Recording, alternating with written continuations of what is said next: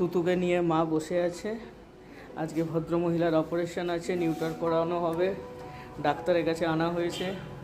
Doctor ওকে ইঞ্জেকশনটা দিয়েছে, anaesthesia এটা দিয়েছে। তো এখন বসে আছে লক্ষ্মী মেয়েটা, আমার সোনা মেয়েটা, একটু চেঁচায়নি গোটা রাস্তাতে, ঘুমিয়ে পড়লে বলেছে বেচারি।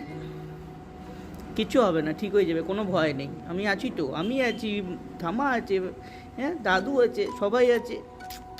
সোনুকে আনা হয়নি, আর এখন কোনো সেন্স নেই। সোনুকে আনা হয়নি। হ্যাঁ, ও আস্তে আস্তে হয়ে যাচ্ছে, মুখটা চোখগুলো হয়ে যাচ্ছে আস্তে আস্তে।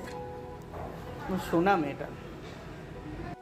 আমরা বাড়ি চলে এলাম, তুতুর অপারেশন হয়ে গেছে।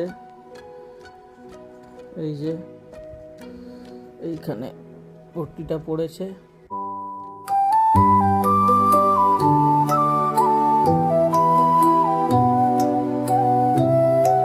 পাপার এখন, তুতু বুড়ির এখন সেন্স অনেকটা চলে এসছে, লেজটা নাড়ছে, তারপরে পেটে ফট্টি দিয়ে শুয়ে আছে, একটু ছটর পটর করছে। এই যে দেখাবে খেল, হ্যাঁ উঠতে হবে ভদ্রমহিলাকে, তো উঠতে দেওয়া হচ্ছে না।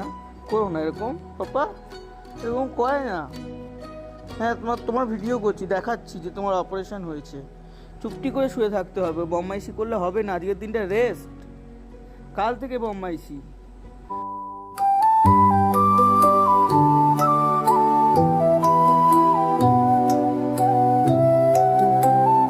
নিজে নিজে উঠে এলো, এখন বাজে 8টা বাজে। নিজে নিজে উঠে এলো, দিয়ে খাচ্ছে। আমরা ডাক্তারকে জিজ্ঞেস করলাম যে ওকে মেঝেতে নাও, ওখানে ডাক্তার বললো যে হ্যাঁ, কি সুন্দর নিজেই হেঁটে হেঁটে খেতে গেল। খিদে পেয়েছিল ভদ্রমহিলার, তো খাওয়া দাওয়া হয়ে গেল, আবার যাচ্ছে। বিছানায় মেঝেতে ব্যবস্থা করা হলো মহারানীর জন্য। এই যে ম্যাডামের আজকে সেলাইটা খুলে দেওয়া হলো। খুব কষ্ট পাচ্ছিল, এমন ওটাকে করেছে ছুটা দৌড়া করে যে একদম সে গুটিয়ে গেছিলো। যে ডাক্তারকে ফোন করে আজকে সেলাইটা কাটলাম, এখন খুব সেটাকে পরিষ্কার করছে। আমরা অয়েনমেন্ট লাগালাম, ডাক্তার যে অয়েনমেন্টটা দিয়েছিল সেটা লাগালাম, সেটি চেটে চেটে সাফ করে দিয়েছে।